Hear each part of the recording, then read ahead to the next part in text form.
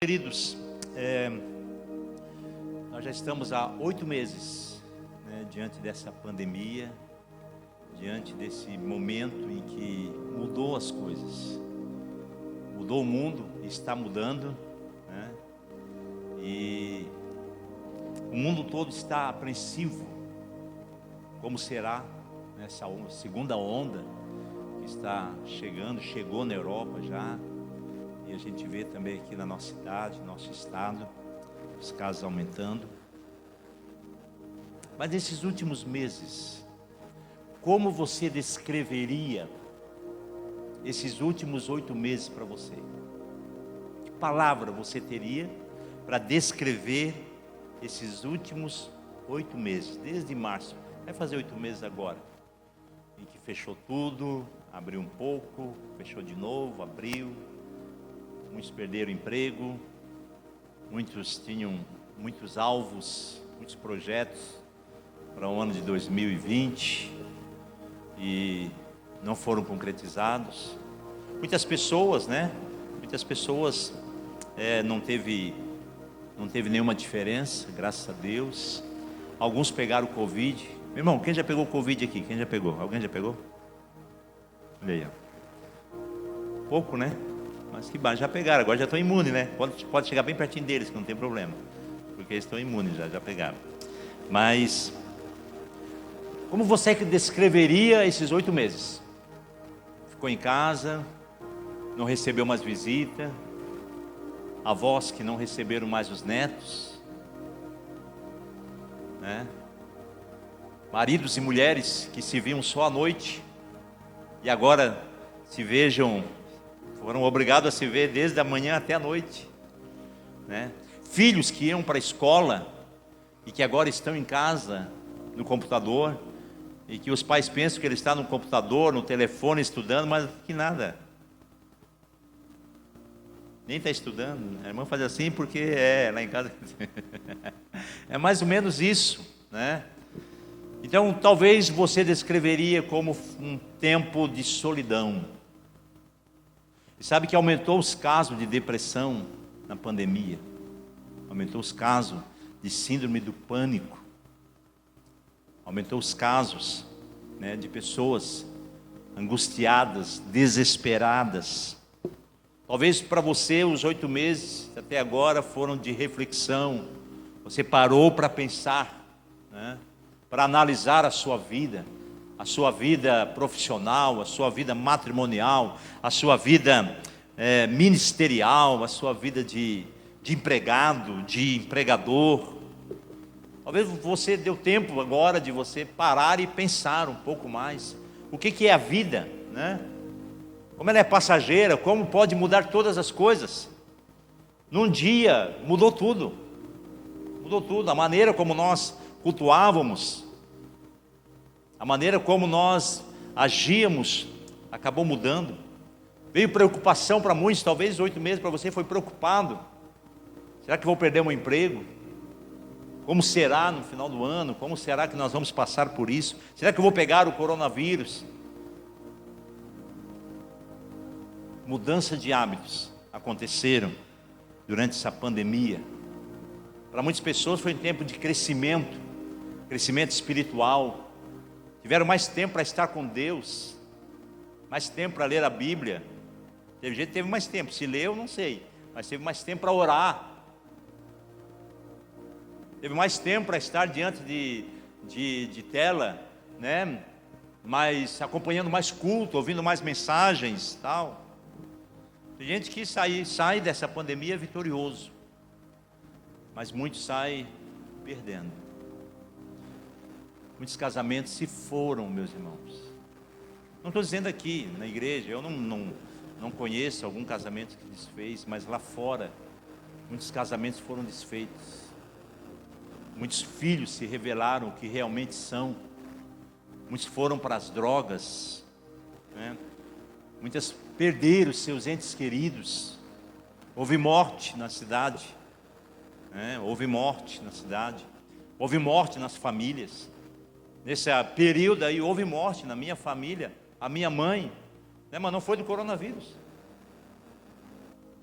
Foi porque chegou a hora, Deus levou, Deus recolheu, mas não foi por causa do vírus. Mas uma coisa é certa, meus queridos irmãos, este tem sido um tempo que Deus cuidou de nós. Quantos podem sentir isso, que Deus cuida de ti? Aleluia. Deus cuidou de nós. Deus cuidou da nossa saúde. Deus cuidou para que não faltasse alimento na nossa mesa, não faltasse o vestimento, não faltasse o dinheiro para pagar o aluguel, para pagar a luz, a água. Talvez não deu para comprar aquela roupa que você queria, talvez não deu para trocar o carro, para construir, talvez não deu para fazer um aumento lá na empresa, talvez não deu. Mas uma coisa é certa, Deus, Ele investiu em nós nessa pandemia. Nessa pandemia Deus investiu em mim. E nós temos que olhar por esse prisma, meu irmão, que Deus cuida, Deus investe em nós, e Deus nos deu algo mais para nós avançarmos. Como falou o irmão Rodrigo, né? Eu sempre falo de avançar, sempre falo de que recuar nem para pegar impulso. Nosso negócio é avançar. Deus nos deu esse subsídio para nós avançarmos na nossa caminhada, para nós avançarmos como um empresário, como um patrão, como um empregado, como uma esposa, um esposo. Deus nos deu algo para nós avançarmos, e é tempo de nós usarmos isso, aquilo que Deus abasteceu o nosso coração durante esse tempo de reclusão, durante esse tempo de não saber o que vai acontecer. Deus nos deu. E agora? Né? Nós nem sabemos se estamos saindo, já praticamente, né? Se estamos na pandemia, se não estamos, mas esse tem sido um tempo de Deus para nós. Eu quero fazer essa reflexão aqui nesta noite. Eu quero falar nesse tema aí, sobre quem vai falar de vida, meu irmão. Sabe por quê? Porque só se fala de morte agora. Liga a TV. Eu não vejo TV, né, meu irmão? Não vejo TV, faz muito tempo. Muito tempo.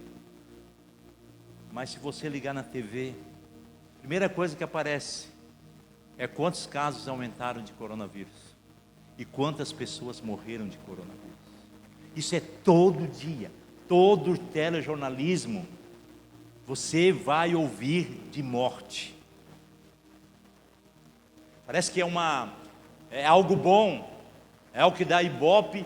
Eles falaram de morte, eles falam de morte. E o mundo, ele está em luto. Nós estamos em luto. Luto porque muitas pessoas perderam algo, perderam ente querido, perderam familiar, perderam empresa, perderam emprego, perderam a dignidade, perderam dinheiro. Está fazendo um ruído aqui, eu não sei se é o meu ou se é alguma coisa ligada, mas aqui no retorno está fazendo ruído. E aí nós, indo para a palavra de Deus, a Bíblia diz que teve um profeta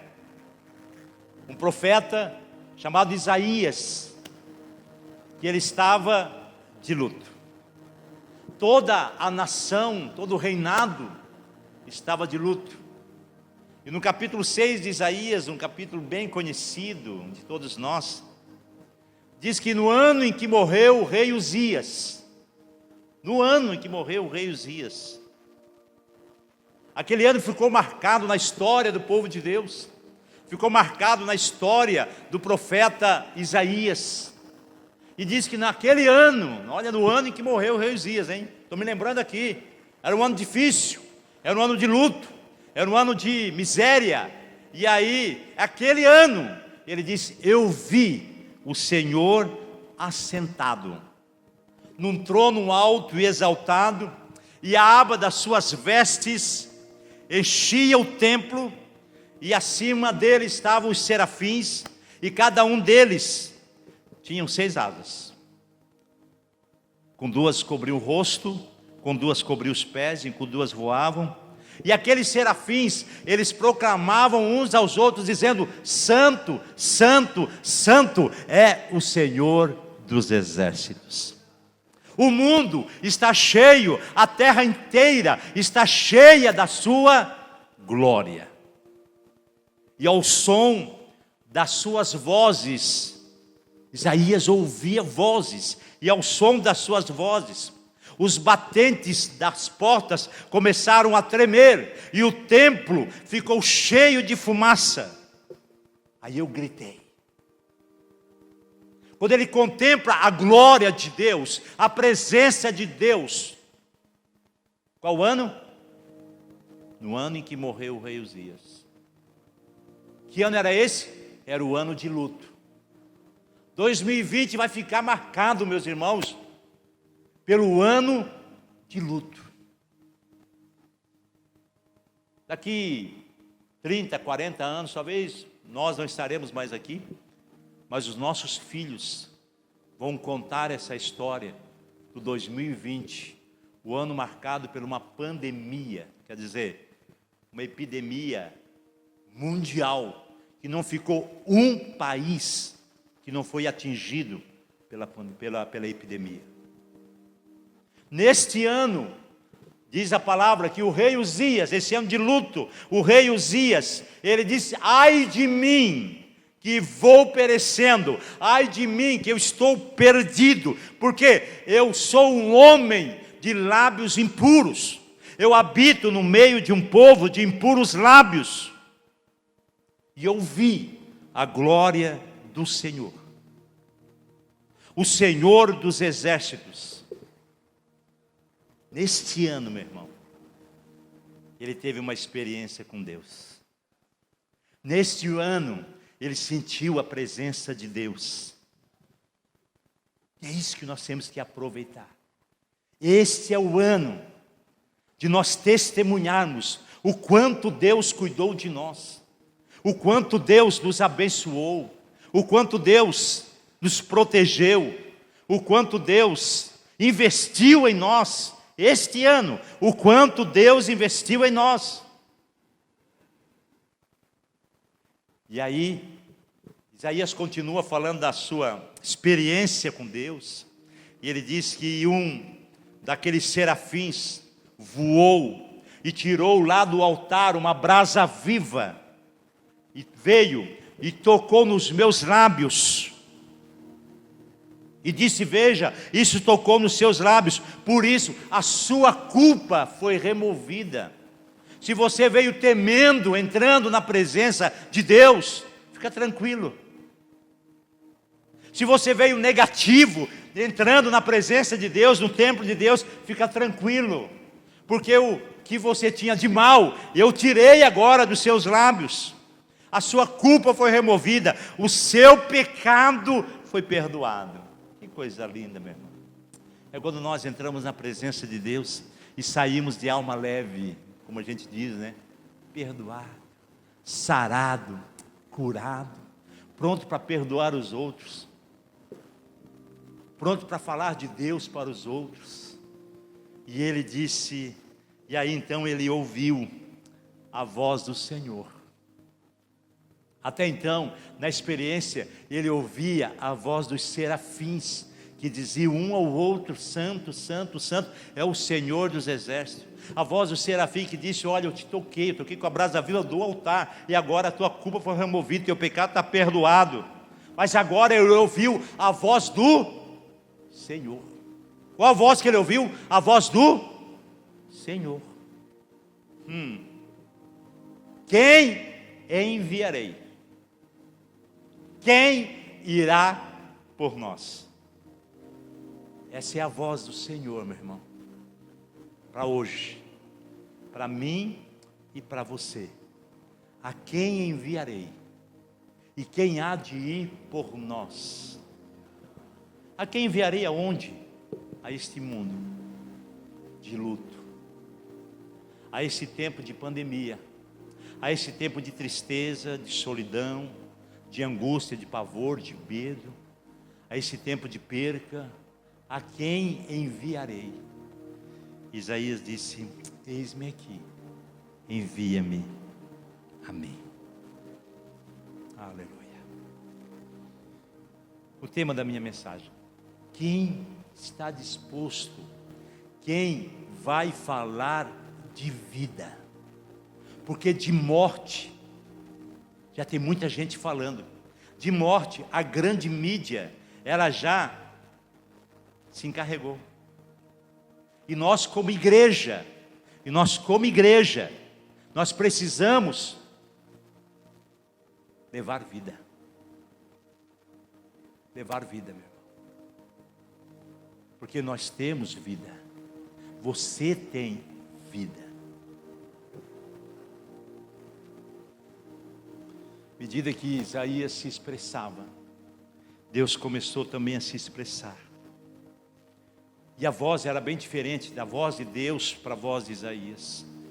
Isaías era: ai de mim, estou perecendo, estou morrendo, estou acabado, o negócio está feio aqui, está difícil, é luto. O homem que eu confiava, o rei, morreu, acabou, ai de mim. Aí vem uma voz do céu, do Senhor, e essa voz, ela precisava entrar no coração de Isaías. Irmão, essa é a voz que precisa entrar no nosso coração. A voz de Deus precisa entrar no nosso coração. Porque nós ouvimos muitas vozes por aí. E muitas vezes a voz de Deus, ela não entra. Muitas vezes você vem na igreja, você não lembra nem da palavra depois que você ouviu. Sabe por quê? Porque a voz, ela não entrou. Mas a voz entrou no coração de Isaías. Transformou Isaías. O que Deus estava fazendo, Isaías? Eu te toquei. Eu perdoei os teus pecados. Sabe o que eu fiz em ti, Isaías? Um investimento. Eu fiz um investimento na sua vida. Sabe o que Deus está fazendo em mim e em você? Um investimento. Ei, se você passou pelo coronavírus, não foi nem entubado, está aqui nessa noite, pensa no investimento que Deus fez em você. Se você continua trabalhando, continua indo ao banco, continua andando na cidade, continua para lá e para cá, e você está aqui, isso é um investimento de Deus na sua vida.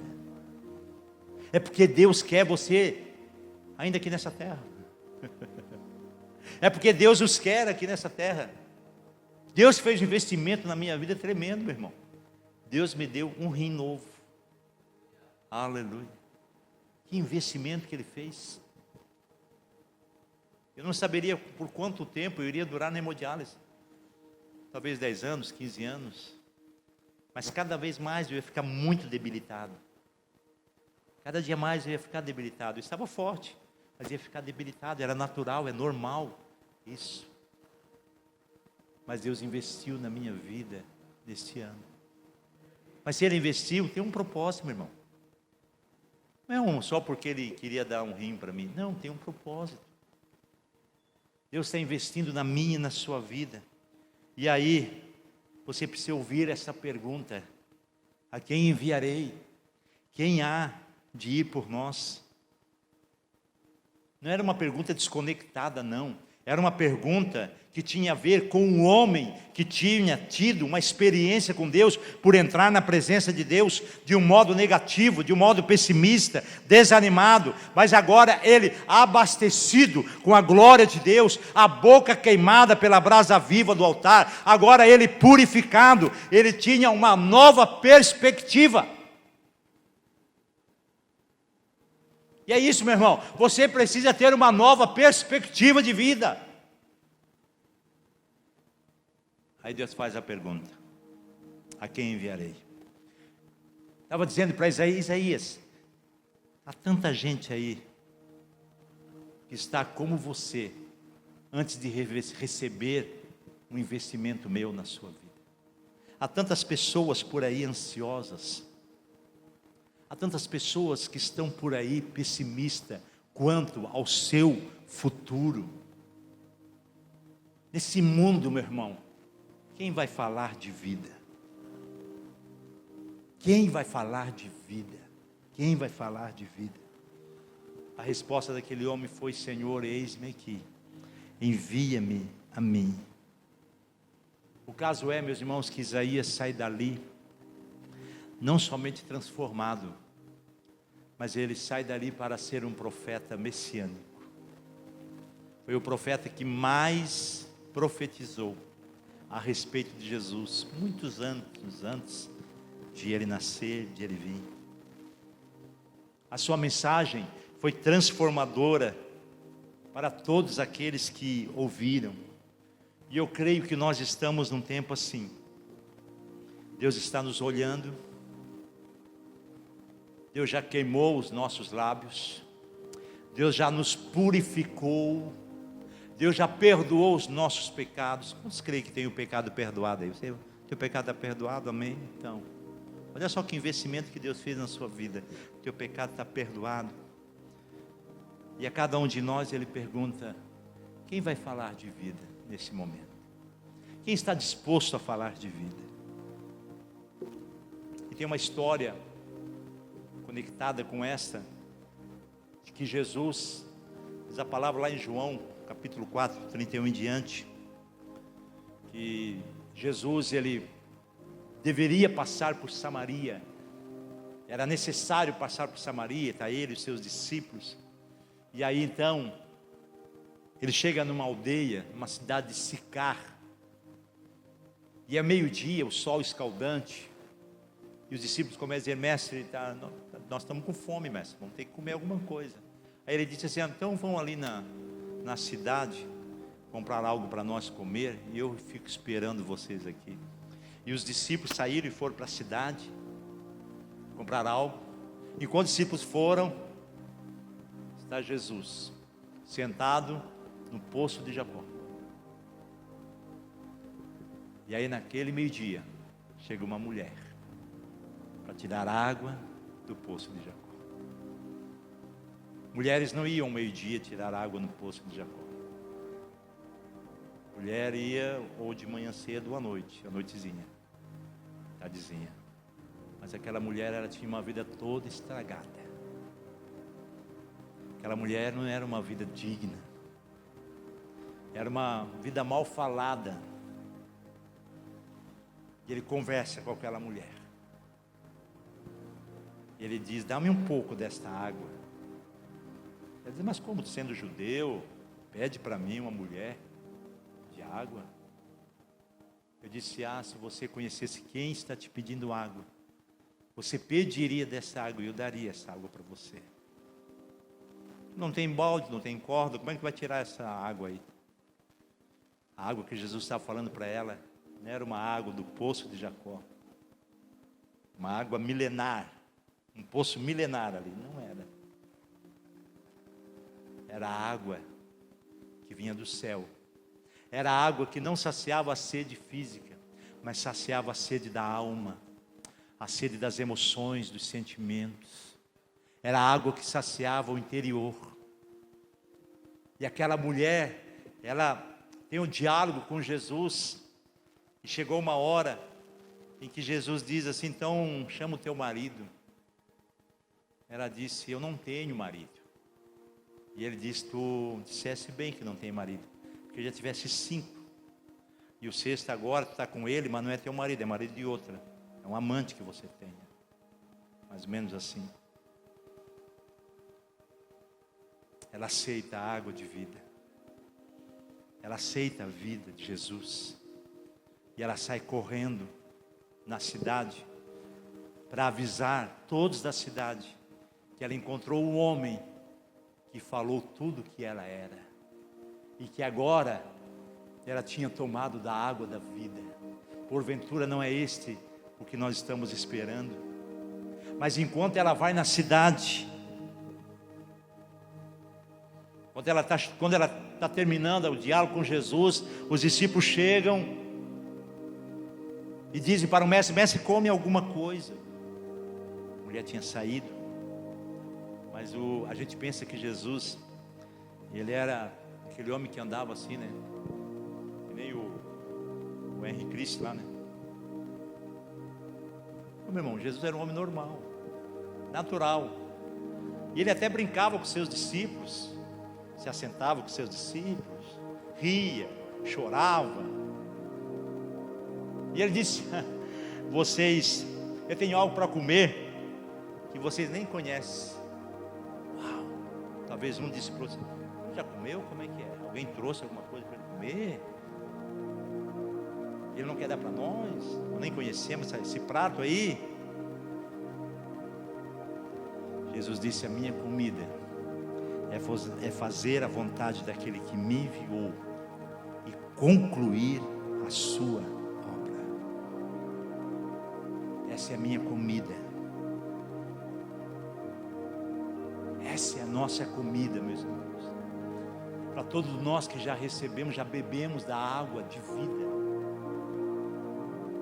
Já bebemos desse poço que não é o poço artesiano, não é o poço de Jacó. É o poço que jorra para a vida eterna. E é nesse meio que Jesus está conversando com os discípulos, impactado com a transformação que aconteceu com aquela mulher tão carente, aquela mulher simples. Aconteceu com a mulher uma transformação, simplesmente porque ele deu atenção, simplesmente porque ele não se importou de os outros julgá-lo, por ele estar falando com uma mulher e samaritana ainda. Vou falar com essa mulher. Aleluia. Um outro texto, de Mateus 9:35 em diante, diz que Jesus ia passando por todas as cidades e povoados, ensinando nas sinagogas, pregando as boas novas do reino, curando toda enfermidade e doenças. E ao ver as multidões, o que ele tinha visto lá no poço de Jacó? Uma mulher. E agora o que ele vê? As multidões. E diz a palavra: e vendo as multidões, teve compaixão delas. Por quê? Porque as multidões estavam aflitas e desamparadas, como ovelhas sem pastor. Então ele diz para os seus discípulos: olha, a colheita é grande, mas os trabalhadores são poucos. Peçam, pois, ao Senhor da colheita que envie trabalhadores para a sua colheita. O assunto é mesmo, meu irmão, da mulher samaritana e aqui das multidões. Agora ele não está simplesmente impactado com uma pessoa, mas ele está agora com uma multidão. E ele, por onde passava, pelas aldeias, cidades, ele percebia como as pessoas eram sofridas, como as pessoas eram doentes. Ele percebia isso, como as pessoas estavam aflitas, como as pessoas estavam desamparadas. Por quê? Porque o coração dele era um coração que existia no coração de Jesus compaixão. Compaixão. E ele fez com que ele se referisse à sua missão primordial o tempo todo, era ter compaixão das pessoas. E ele disse para aqueles discípulos: o momento é urgente. O momento é urgente. Não é daqui 4 meses que vocês estão falando aí, a colheita daqui 4 meses. Não, não, é agora.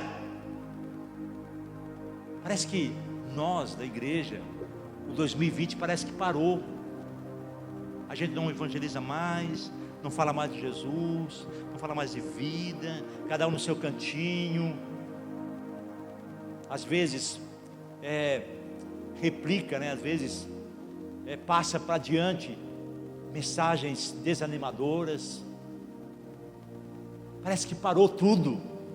Mas Jesus diz: não, não, é urgente. O que está acontecendo no mundo é urgente.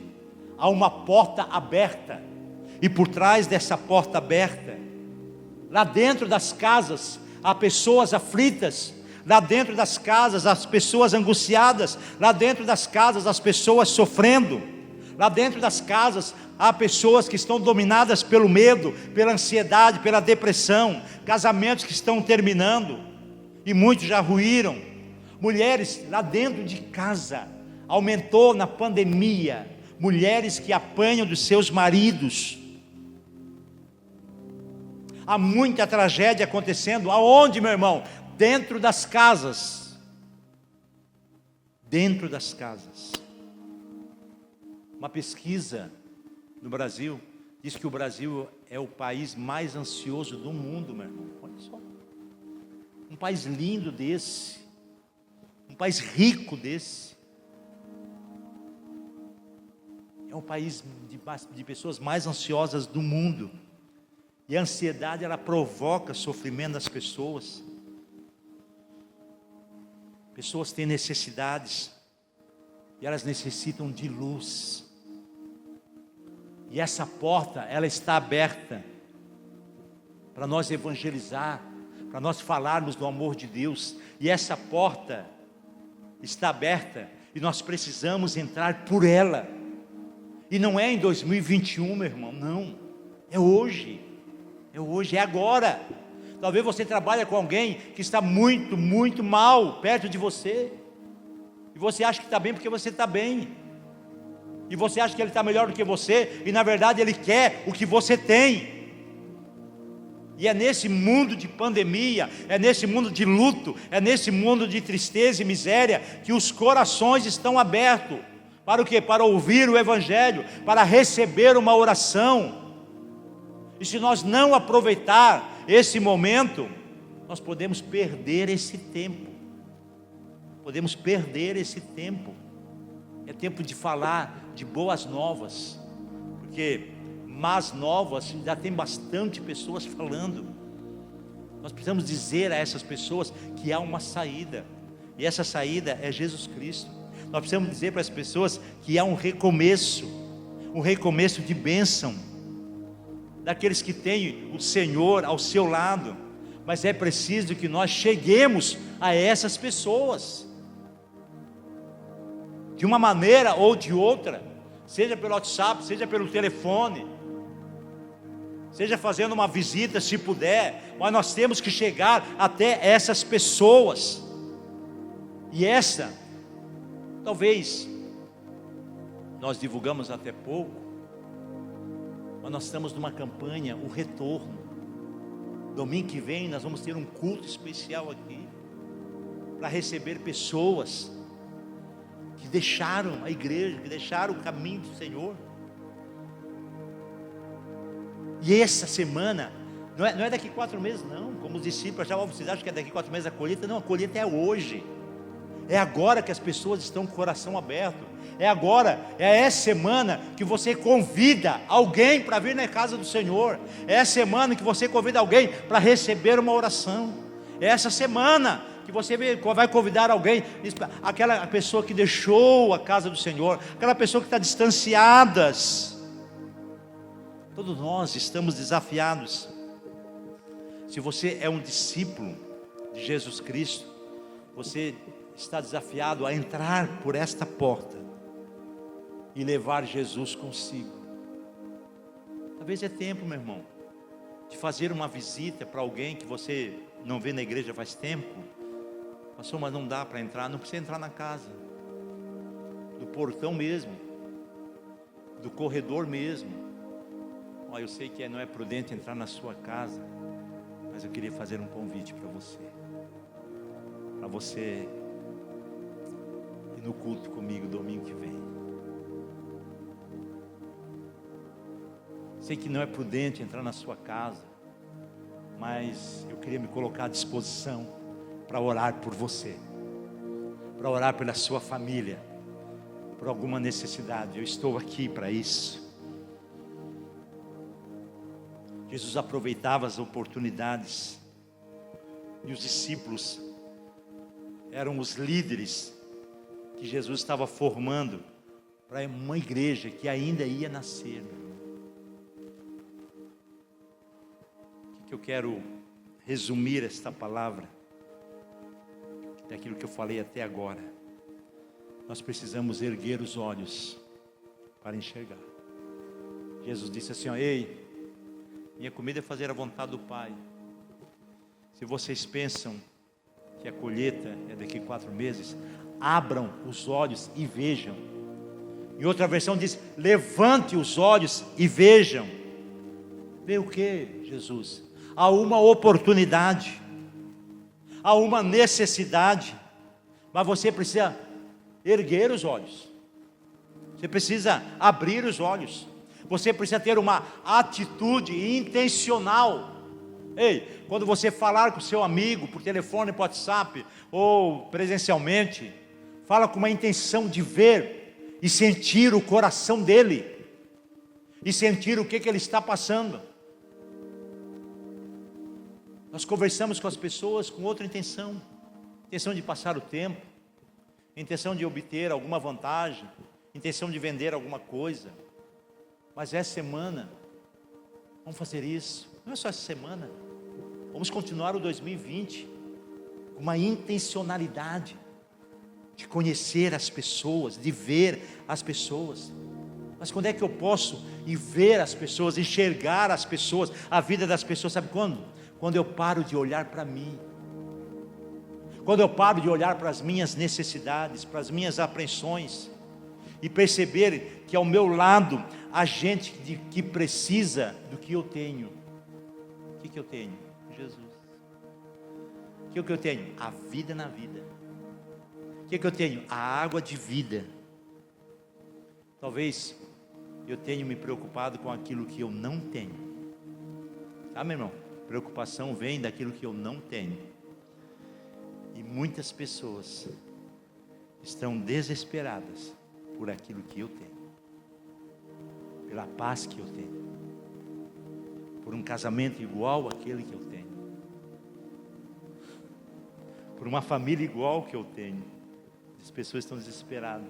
Eu me preocupo com aquilo que eu não tenho, e eu já tenho tudo. Eu já tenho Jesus, eu já tenho salvação, eu já tenho perdão dos pecados, eu tenho paz no meu coração, eu tenho a luz do Evangelho, eu tenho o poder do Espírito Santo na minha vida.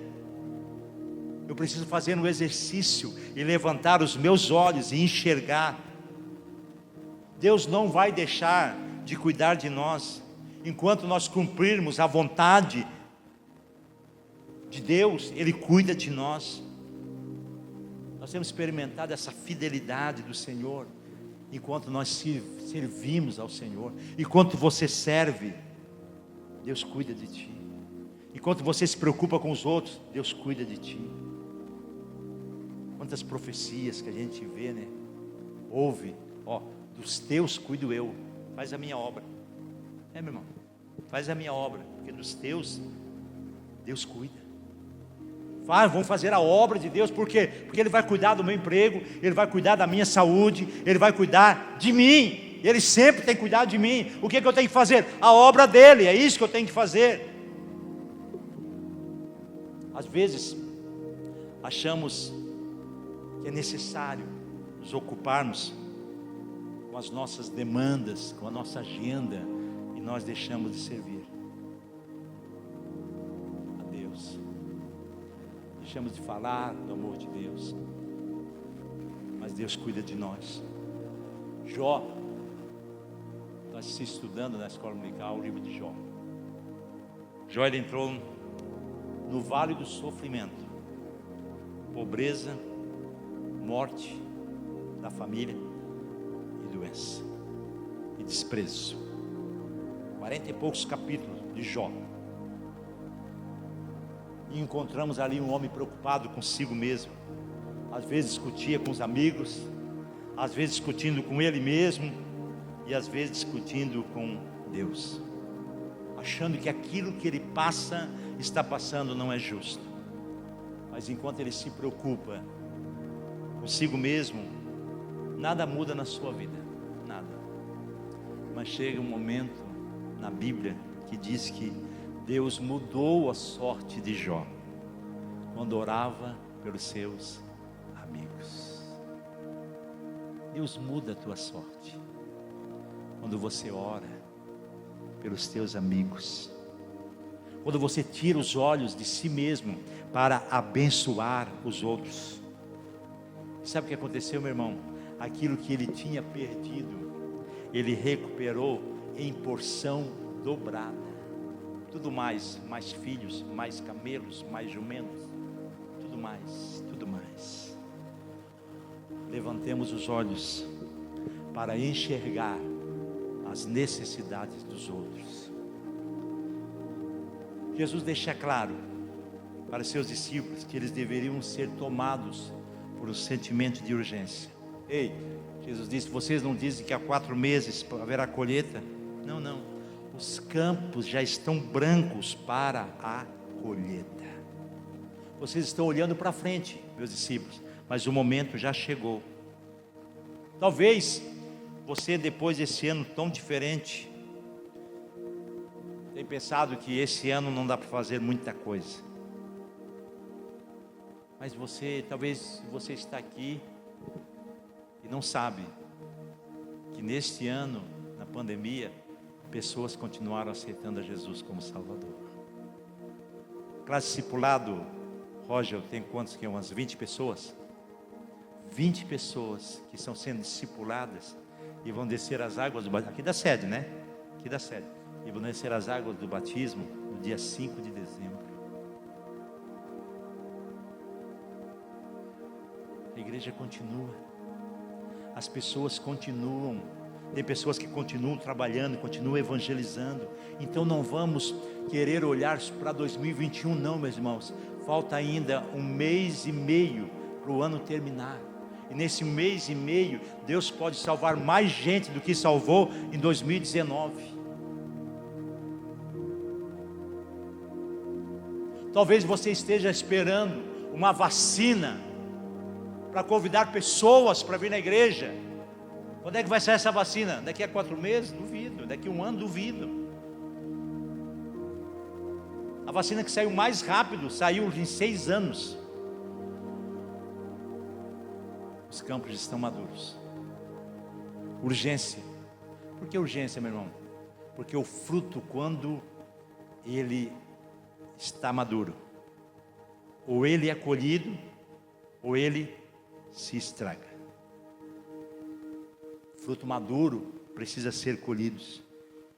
Agora, enquanto nós estamos aqui cultuando a Deus, as pessoas ao redor de nós, na nossa cidade, estão pensando em suicídio. As pessoas que já decidiram ou já terminaram o casamento. E se nós não corrermos agora, nós vamos perder a colheita. Você sabe disso. Quando um fruto fica maduro, ou você colhe, ou você perde. Ou ele cai e você perde. A mulher samaritana, se Jesus não tivesse aproximado, se Jesus não tivesse quebrado os protocolos, perdido o medo de ser ridicularizado, julgado, mal compreendido, se ele não tivesse dado valor àquela mulher, que não tinha mais valor para ninguém, que foi uma oportunidade, a única oportunidade, de encontrar com aquela mulher, a oportunidade que precisava ser abraçada por nós mesmos nesse momento. Essa é uma oportunidade. Essa é uma oportunidade. Essa é a missão, meus irmãos, de nós colhermos os frutos. E os frutos estão maduros. As pessoas que distanciaram dos caminhos do Senhor, elas não estão felizes fora dos caminhos do Senhor. Não estão felizes. Elas estão com vergonhas de voltar. O diabo está fazendo de tudo para elas não voltarem. Se você não for lá e não convidar, elas não virão por si só. Porque elas estão doentes. Já viu doente? Estou mal. O que ele disse? Estou mal, vou para o hospital. Não, ele disse: chama a ambulância, chama o corpo de bombeiro, liga aí, eu não aguento mais, eu vou morrer. Pessoas doentes, meu irmão, não vem sozinha para a casa do Pai, não vem sozinha para o hospital que é a igreja. Pessoas doentes têm que ser carregadas, levadas. Não espere, não vamos esperar que pessoas doentes vão vir por aqui por vir. É um caso muito raro que acontece. As pessoas vêm porque alguém convida, porque alguém traz. Ei, você pensa que Satanás entrou em quarentena, ficou em casa durante esses 8 meses? Não ficou em casa não. Ele colheu muita gente. Ele colheu muita gente. A igreja parece que entrou de quarentena. Muitas pessoas entraram literalmente de quarentena. Ficaram em casa, em vez de orar mais, buscar mais a Deus, se aproximar mais de Deus, distanciar mais de Deus. Talvez nem a live elas acompanhem. E agora está até difícil para voltar a cultuar conosco aqui na igreja. Jesus está dizendo: pare de olhar lá adiante, é urgente. Paulo aos Romanos, ele disse: porque aquele que invocar o nome do Senhor será salvo. Aí vem uma pergunta: como pois invocarão em quem não creram? E como crerão naquele que não ouviram falar? E como ouvirão se não houver quem pregue?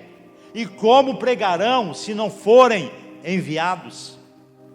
Há uma responsabilidade muito maior do que isso, irmão. A responsabilidade há de nós ganhar pessoas para Jesus. Mas eu quero dizer para você que é um prêmio. Há um prêmio. O sábio lá já dizia: quem ganha almas, sábio é.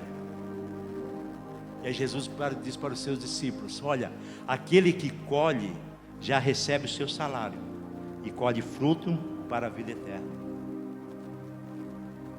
Sabe o que Jesus está dizendo aqui, meu irmão? Enquanto você faz a minha obra, Deus está dizendo: eu te abençoo. Você já recebe aqui, mas não somente aqui, você vai receber também na vida eterna.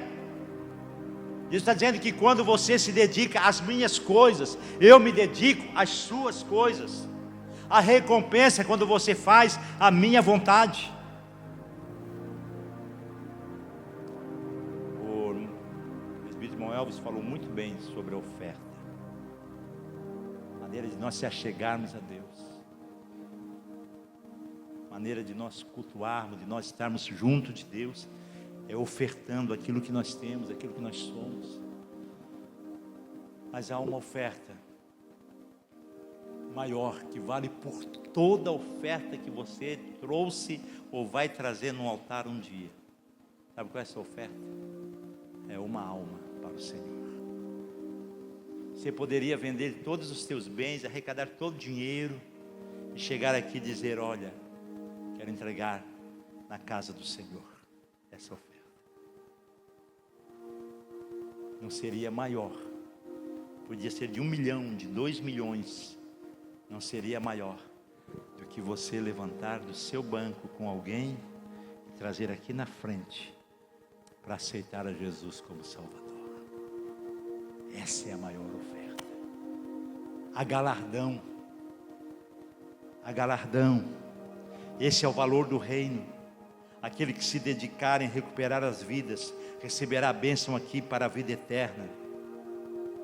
Quando você é usado para transformar vidas, para abençoar vidas, você tem crédito na eternidade. Tem crédito na eternidade. Nós devemos ser animados pela recompensa. Meu irmão, a eternidade será diferente para mim e para você. Você sabia? Não me pergunte como, porque eu nunca fui para lá. Mas há galardão. Há pessoas que vão entrar, né? Porque a salvação, ela é comum. É para todo aquele que crê em Jesus. Ela é comum. Está salvo, amém. Agora o galardão não é comum. Meu galardão é um, teu galardão é outro. Agora o meu galardão não é galardão porque sou pastor, não. Porque lá todos nós vai ser assim, ó: entra, servo bom e fiel. Servo bom e fiel. Fosse fiel no pouco, sobre muitos eu te colocarei. A galardão, a eternidade será diferente. Tem gente que vai entrar chamuscado, porque a obra dele é feno, madeira e palha, vai queimar. Mas diz a palavra de Deus que o tal vai ser salvo pelo fogo. Passa aí, ó, chamuscado, mas tu entra na eternidade, é salvo. Mas tem aqueles que a obra é de ouro, é de prata, é de bronze, passou pelo fogo e não foi provado e não foi consumido. E aí então essa pessoa vai entrar com galardão. Antes a gente dizia que era uma pedrinha na coroa, né, meu irmão? Tem gente que tem tanta pedrinha que não sei se vai conseguir ficar em pé, entendeu? E tem gente que não vai ter pedrinha nenhuma. mas há galardão na eternidade.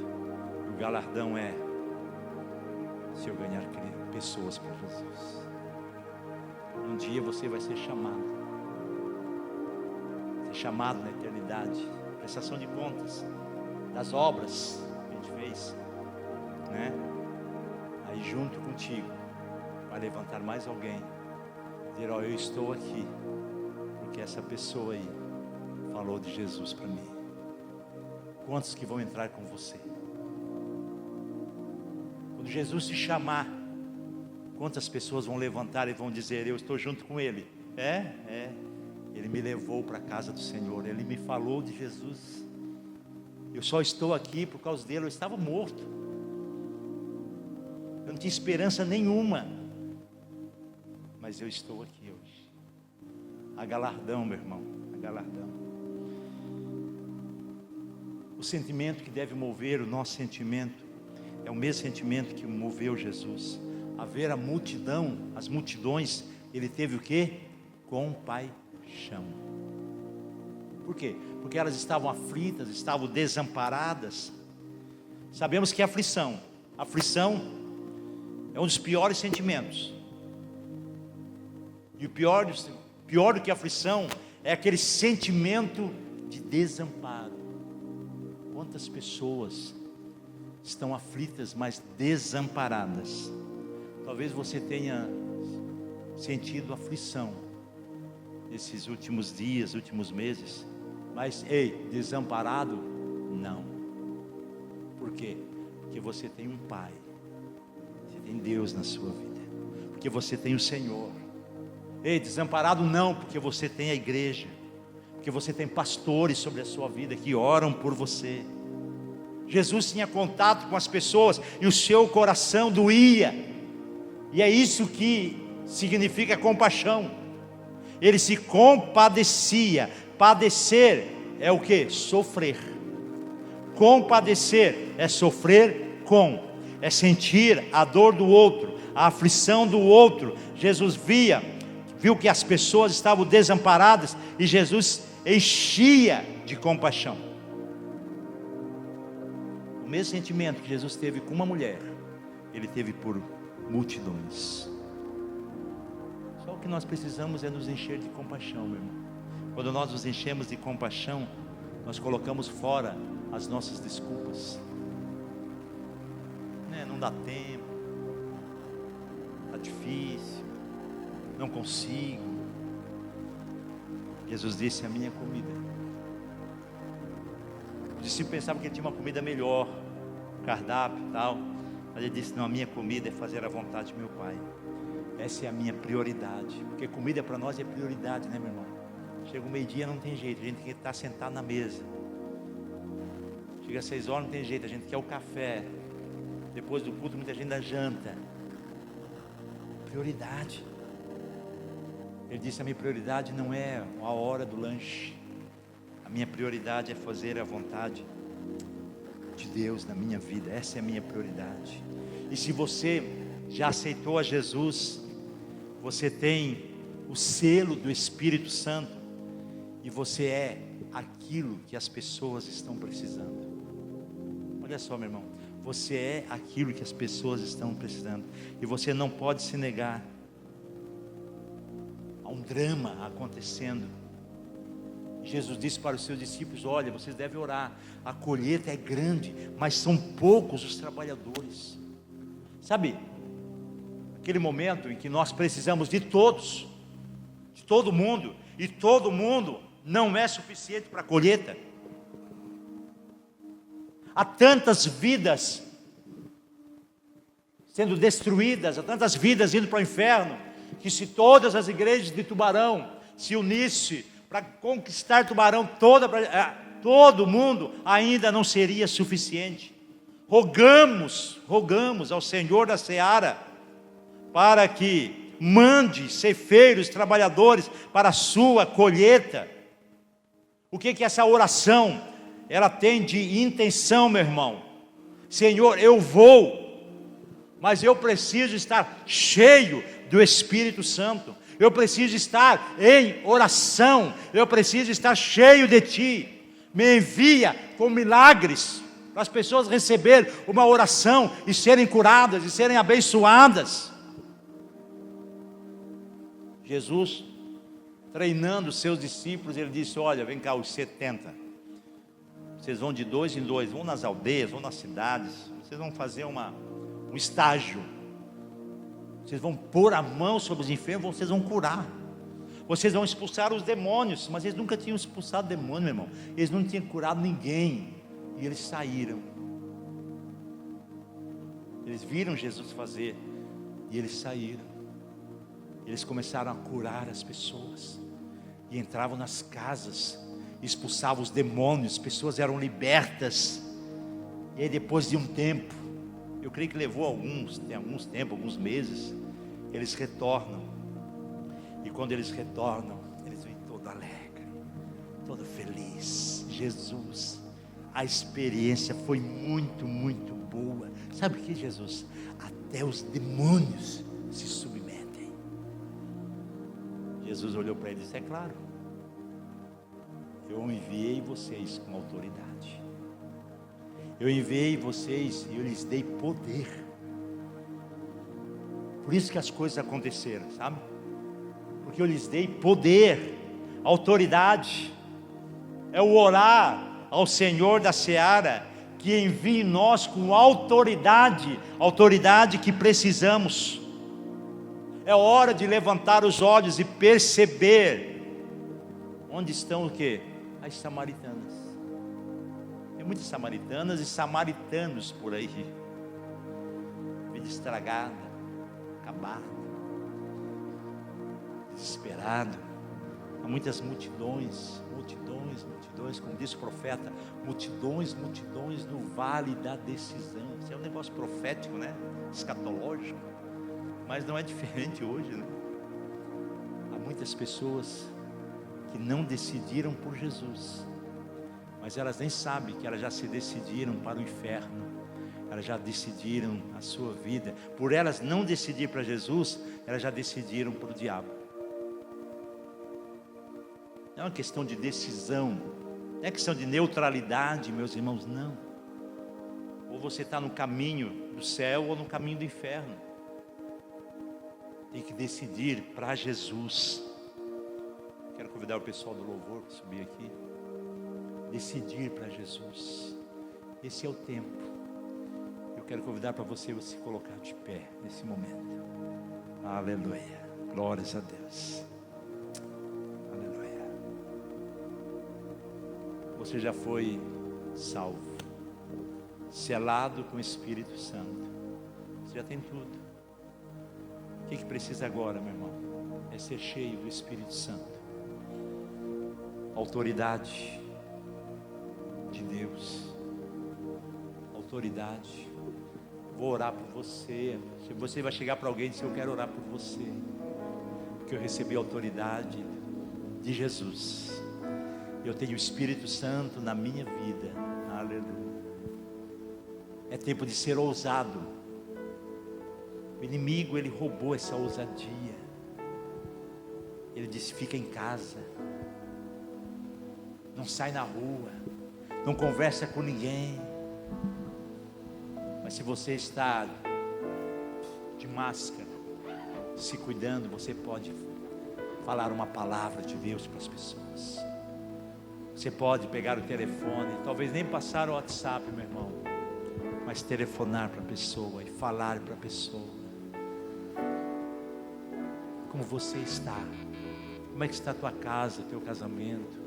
Você deve falar isso e dizer: eu quero orar por você. Você quer aceitar uma oração? Aleluia. E eu quero orar nessa noite junto, meu irmão, contigo.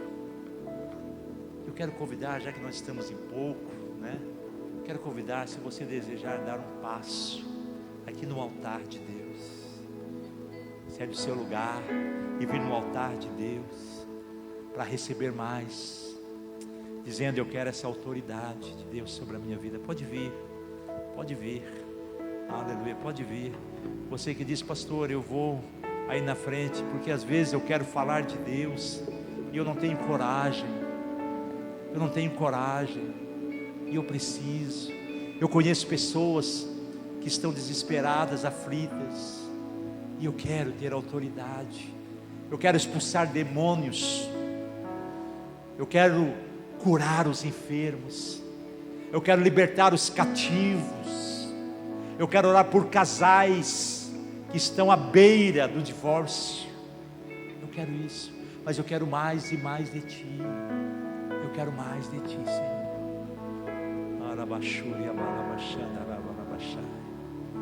Queria que você fechasse seus olhos. Eu sinto Deus nesse lugar. Eu sinto o Espírito Santo nesse lugar. Aleluia. Pode chegar mais na frente, meu querido. Chega mais na frente. Aleluia.